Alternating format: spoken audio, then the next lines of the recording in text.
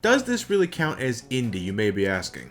Wayforward Technologies, since its creation in the 90s, has made a lot of games under different publishers, such as Capcom, Disney, Atari, Nintendo. I'm just getting started here. And if I were reviewing any other license-related stuff, like, say, WWF Betrayal or the Scorpion King, Sword of Osiris, then no, it wouldn't count. I don't know why I veered towards the games that had Dwayne "The Rock" Johnson on the covers. Every once in a while, Wayforward manages to save enough money to develop original intellectual properties, independent from licenses and all that, and I think that's enough to qualify for the Indie Showcase, despite Wayforward having a much larger resume than all the other indie developers I spent time on combined. But whether or not it actually qualifies doesn't change the fact that a lot of you wanted me to look at the series, so as you can tell from the video title, I'm looking at the entire Shantae series as is today.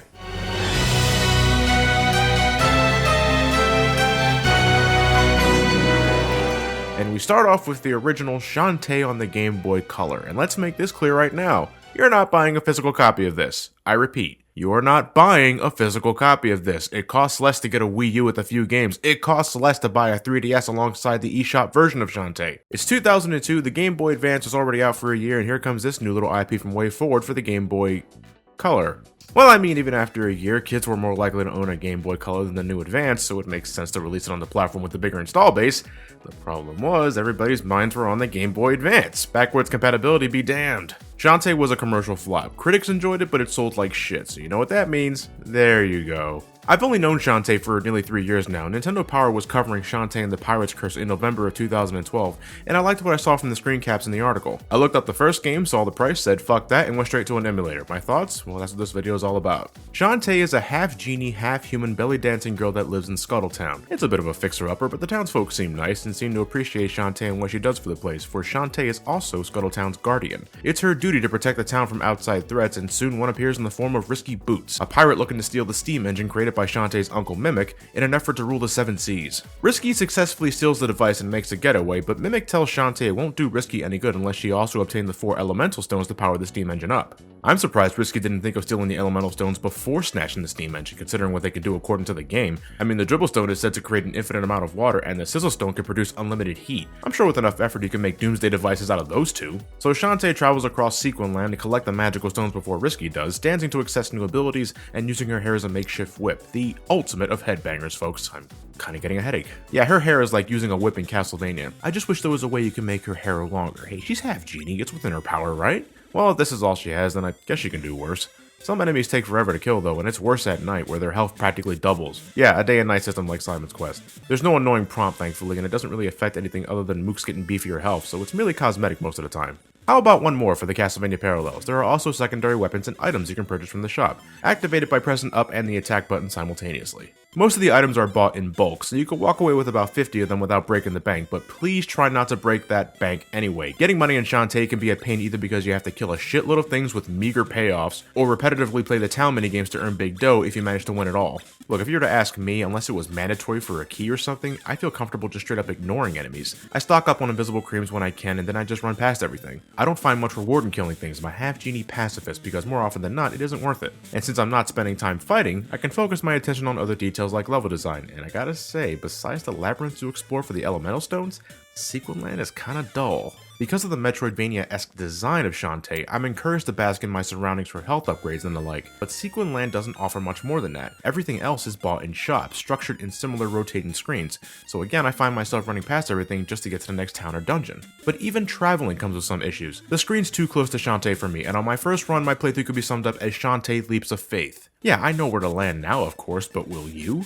Most likely not, and if you're wondering why this is even a problem in a Metroidvania type of game, there are bottomless pits in Shantae and instant kill gimmicks like spikes. Should you happen to experience any of these, you are taken back to the entry point of that current screen, so if you're not careful enough after spending 5 minutes just looking around the area, you're spending another 5 minutes just getting back to where you fell off before to move on. And to further add to that injury, Shantae also has lives, so if you fall down too many times, no matter how much health you had, you reset to your last save point. These are things I can accept in a level-to-level platformer, not in a Metroidvania, especially not Shantae, a game in which you're already backtracking enough as is, and has dungeons containing no save points. And it's not as though the game is exceptionally difficult, I would say it's about middle of the road in challenge, but it has no reason to have these, what I feel to be counterintuitive design choices for the type of game it's trying to be.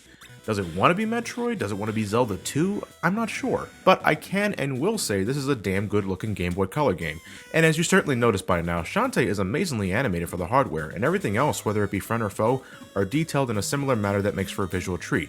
Should you happen to be playing this on the 3DS or anything else with a backlight that actually lets you see the fucking screen. I can't hold the same praise for the soundtrack because besides a handful of themes, I'm very ambivalent to it, and there's even a few I find ear grating. We're talking about Jake Kaufman here, who produces music I usually love, but compared to his other 8-bit compositions like in Shovel Knight, you kinda get the feeling he was just getting his bearings here.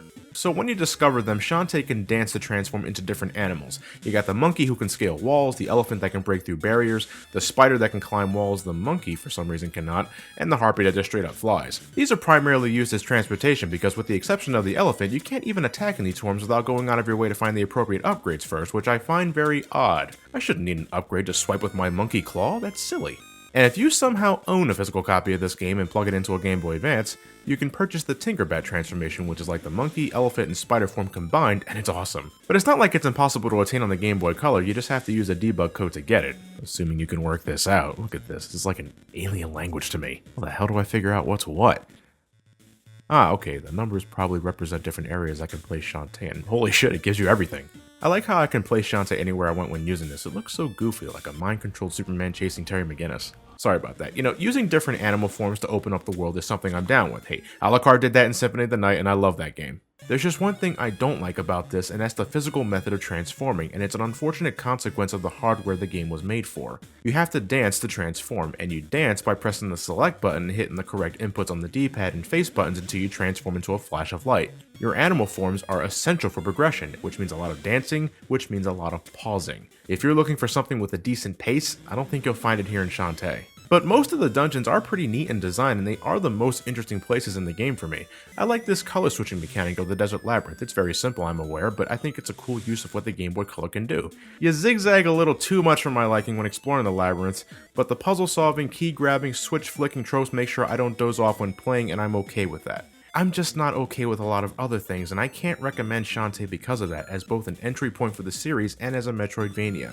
It's appealing in presentation, the likable cast of characters, and silly dialogue, but I find it a chore to play through, and only good for establishing the Shantae universe. Because Shantae didn't sell very well, she faded into obscurity for around 8 years until 2010's sequel, Risky's Revenge, for the Nintendo DSi shop.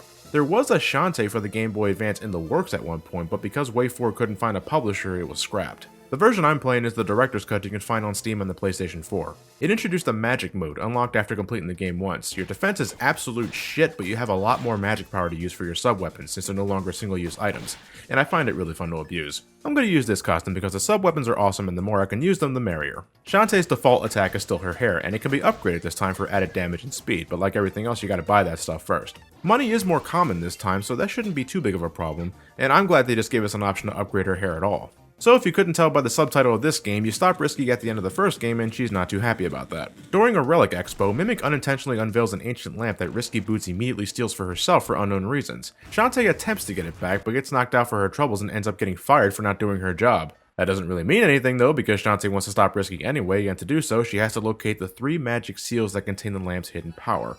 The lamp is pretty much the steam engine from the last game, only with fewer trinkets to collect this time around. Well, fewer trinkets to collect for the main MacGuffin, there's still plenty of other things to collect for progression, including a dog, which you can kill for 100 gems, sorry Ted.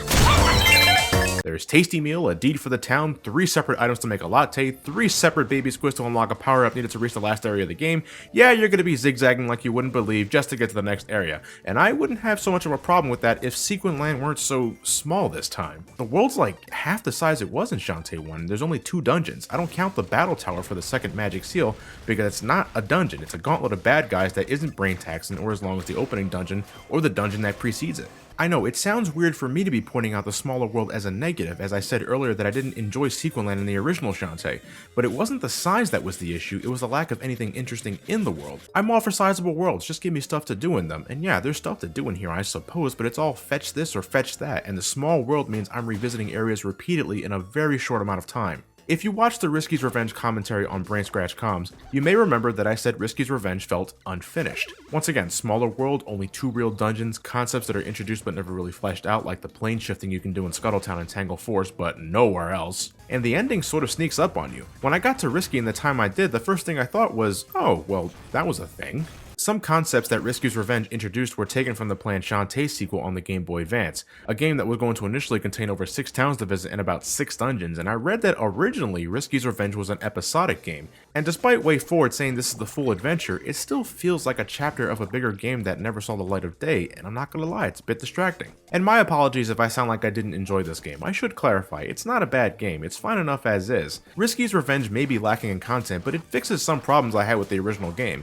The camera's not too close to Shantae, they got rid of lives, thank god. Enemies are worth killing because they drop a good amount of loot this time, combat is better thanks to hair upgrades and the revamped sub-weapon mechanics, dancing has been simplified so that you only need to hold one button to transform into the animal you want, and while that still pauses the pace on occasion, it's overall faster to transform and get a move on. The map sucks in giving you details on where you've been and where you haven't been, and you don't even have a map in dungeons, but these warp squids are excellent for quickly getting where you need to go, and in Director's Cut, every warp squid can warp you to any other warp squid. In the original DSi version, you could only use one to take you to whichever one it was paired with, which fucking sucked! The game looks great, the animated sprites are top quality, the sounds are better this time around, though I can't remember much of the soundtrack if I'm being perfectly honest here.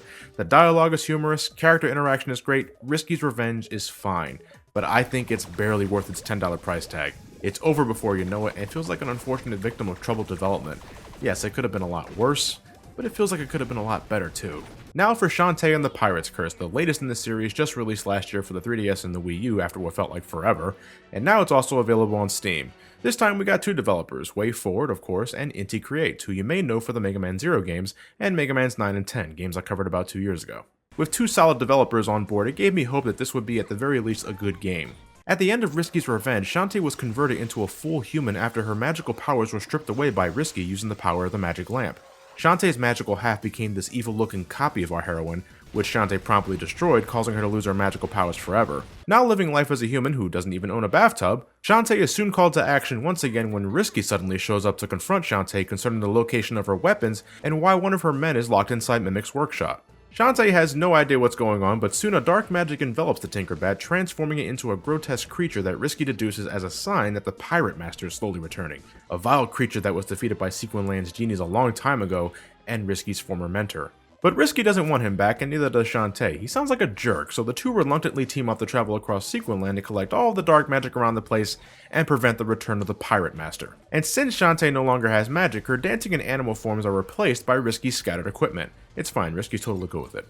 These include a pistol for long-range attacks, a hat used for gliding across large gaps and catching updrafts, a scimitar for breaking grounded objects, boots that let Shantae run super fast, and a cannon that acts as a quadruple jump. At the risk of offending fans of the first and second game, I think Risky's equipment completely shits on the animal transformations. Yeah, I know, they're not very magical, but they're so fucking practical, and you can activate them on a whim. No dancing needed, and no dancing means no pausing. Shantae and the Pirate's Curse has phenomenal pacing. You just keep going without ever really slowing down, bearing the handful of times you have to backtrack to an old area with new moves to get new things, which I understand is the standard for Metroidvanias. Sequinland is divided into 6 self-contained areas you approach by boat. In each area you locate the Den of Evil, this game's dungeons in other words, you defeat the boss at the end, and then you set sail for the next location. It's very formulaic, in fact I would say Pirate's Curse is a borderline Metroidvania in its design.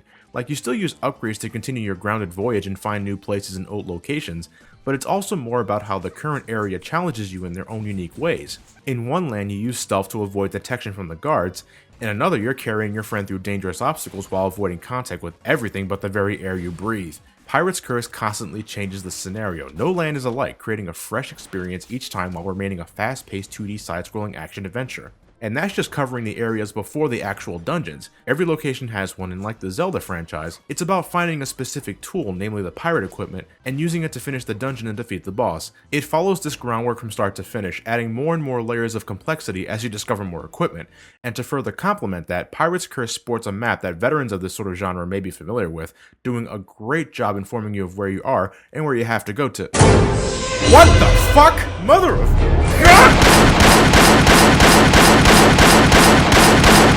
What is this? Slicers just feel like moving on to other games now, huh? The hell, man? Next you're gonna tell me that there are Metroids in fucking Kirby. Ahem. Sub-weapons are back to single-use items, which bums me out, but enemies are prone to dropping items and health pickups instead of just cash. meaning you can use that extra money to buy things that really matter, like attack buffs and refined tools. The game graphically doesn't really go above and beyond what Risky's Revenge already brought to the table, but it certainly excels in the music department. This is my favorite soundtrack of the Shantae series. I seriously think this is one of Jake Kaufman's best works, period. Give it a listen to if you love highly energetic and bouncy tunes. Pirate's Curse took me around 8 hours to finish the first time, and the asking price is $20. I didn't have a problem buying this for both my 3DS and Wii U because I love to show support for the games I really like, but I'm also aware $20 is the larger than normal asking price for independent games. I think the game is worth it, but if you're not convinced, that's understandable. Just wait for a price drop whenever that should happen. It will probably happen on the Steam version first.